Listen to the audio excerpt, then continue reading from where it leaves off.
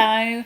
Now you've done some work looking at trying to do a line of best fit by eye, we're going to actually show you how the least squares line of best fit, that's the best possible line you can draw, is theoretically computed and where it comes from. So what I've got here is my data set. This is based on the census at schools. Along the x-axis here, I've got the height. It should be labelled, but it's not. Along the y-axis here, I've got the arm span. Arm span's on the y-axis because it's dependent on the x-axis. We think that the height drives the arm span, not the other way around. You'll notice that my axes both start at 150. That's so that my graph looks sensible. I don't want a massive white space with all the points in one corner, so I've started my axes at a different value here. So here's my data set. This is exactly what we did in the previous lesson, so there's nothing new going on here. I've just put it into this new program called Autograph rather than Excel. Now, thinking about putting a line of best fit through my data, it makes sense to have the most average point in my data lying on that line. So the most average point for the heights would be the average of all those heights. So that would be x bar, our mean of the x data. Similarly, the most average arm span is going to be the mean of all the y values. So that's going to be y bar. So what I'm going to do on my graph is I'm going to insert the mean. And just so we know what it is, I'm going to do a little text box, and that tells us that that's the mean. So we'll just pop that out of the way down there, just so we know what's going on. That's our mean. Now, what we're going to do now is we're going to try and draw a line. We've decided we want our mean to be on our line of best fit. So we're going to highlight our mean. We're going to highlight that point we've just created, and hopefully we've got something called a straight line there, and that gives us a straight line going through the mean because we've decided our mean is going to be on our line of best fit. Now this probably isn't our line of best fit at the moment. What I'm going to do is just wiggle it around a bit, and you can see that maybe if it's like that, maybe it's not such a great value. That maybe isn't so great. So let's try and figure out how are we going to get our line of best fit. Well, the reason I've chosen to use this program is it's got some very fancy technology called y on x residuals. And what y on x residuals shows us is the distance from the line. This is the line I've drawn in. So I'm not sure if it's my line of best fit yet. It's just a line I've put there. Shows the distance from all the points, the red points in my data set, to my guesstimate line. And that's these blue lines here. So what I'm going to try and do, if it lets me, oh, and it's not going to, oh, how disappointing, is see if it'll let me insert a textbook. No, it won't.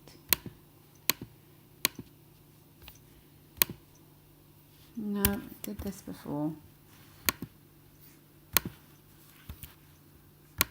It's always worth a try though. That's what I want. So what that's going to tell me is absolutely nothing. Oh no! Let's go back to our data. Okay, there's our lines. So we've got all these different lines here. But we have a problem with the lines. If we say that all the points above the line, maybe they have a positive distance, so the blue line's a positive distance, and all the ones below are a negative distance.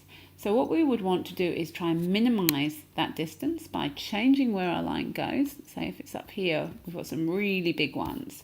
So that's probably not a good place to have it. So we'd want to bring it down to change the total distance, the sum of all these blue lines. But the problem is because we're adding some positives and negatives, there's going to be some offset happening. So one of these lines will actually give us a result, maybe something like that, where the sum of all these distances is actually going to be 0. Now the reason that's confusing is if we have a sum of the distances of 0, we might think it's the absolute perfect line going through every single point. But we can see here that there isn't a line going through these points. They do not sit on the line. So it doesn't really make a lot of sense to do it that way. So what we're going to do instead is change the way we look at these residuals, and of course if I can get it to work, instead of doing them as a line, when we've got negative numbers, the way to get rid of them is to square them. So if instead of drawing lines we draw squares, we get a different picture. So all we've done here, we've still got the same distances between the points and the lines measured vertically, but we've just turned them into a square. If you think back to when we first did Pythagoras, that's a bit similar to Pythagoras. We talked about them being squared and we drew squares on the side of the triangle. It's the same thing here. We're squaring that distance, so let's do it as a square. And what that actually means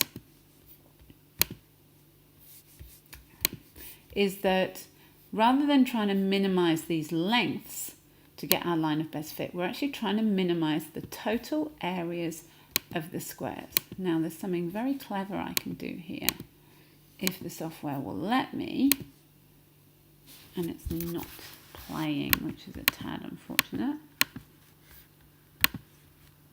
No. How do I get that to work?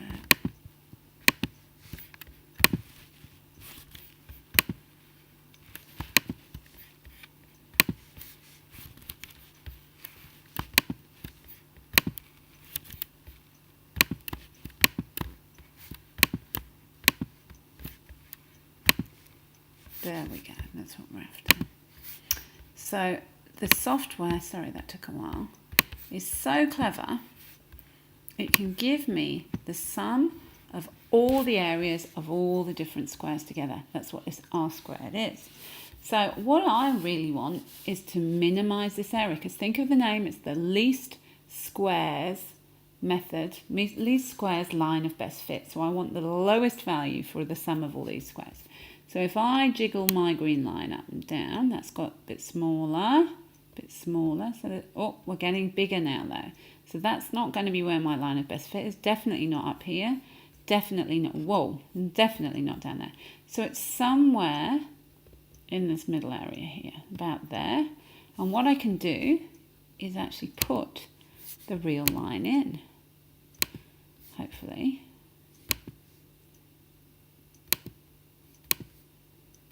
There's my data set, object, y on x progression line. And look at that, you can see the line I've just put in. My green line is the one I've been fiddling around with, but the blue line is the perfect line. It's the one that minimizes the least squares line of best fit. Thank you.